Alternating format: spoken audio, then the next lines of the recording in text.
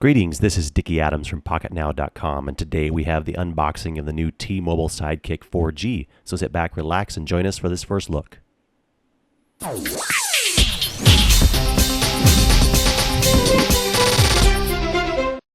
Since its release in 2002 as the Danger Hip Top, the Sidekick has been on a roller coaster ride.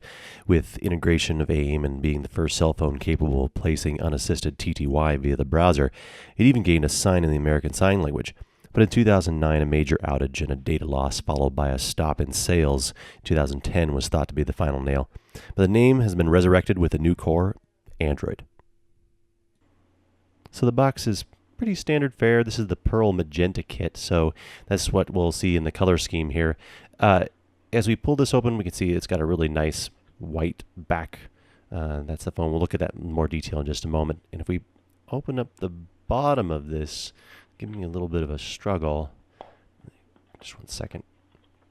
There. So it opens up just like the original Sidekick does. Inside, we've got a microSD adapter. We've got a standard USB to micro USB cable and the power adapter. Nothing more really accessories-wise. I assume the card's in the case. In the bottom of where the phone sits is also the start guides and the manuals, etc. So that's it for the box.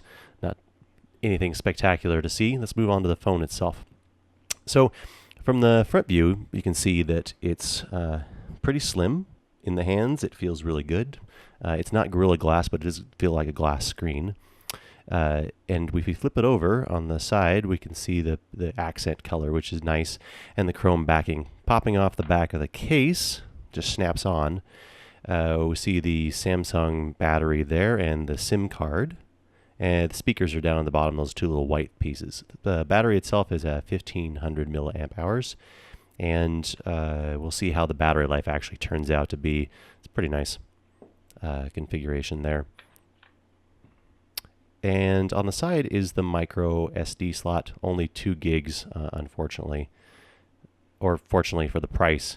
Headphone jack, volume up and down, and the power button on this side. And over on the other side, we've got the micro USB door, and the dedicated camera key, and a lanyard hole. Top, not much up here. In the bottom, it's got the microphone button, or microphone hole. If I can get this case on correctly. The back has a 3 megapixel camera, no flash, which is a little disappointing. And you can't really see it here, but it says Samsung on the back. This model is manufactured by Samsung. 3.5-inch display with a 1 gigahertz Hummingbird processor, 1 gig of ROM, 512 megs of RAM, and it is HSPA Plus compatible, so that means it's a 4G phone. When you boot up, it boots up in landscape mode, which is typical for a Sidekick device. Keyboard is nice and wide. The buttons stick up just a little bit. We'll get into more how those work later. You can also see from the front of the screen the little 0.3 megapixel front-facing camera on the left there, and just below that there's 2 little spots that are for the multicolor LED for the charging and for the notification. And they're supposed to be have multicolor options.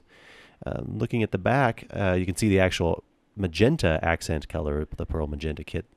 It looks pretty good. I would actually use this. Screen slides right back in place, spring-loaded. Keyboard lights up as you pop it open, which is nice.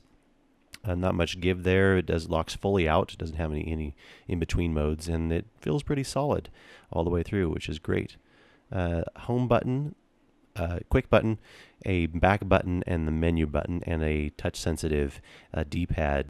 That does it for our first look. Check back later for more videos and an in-depth review at Pocketnow.com. Thanks for watching.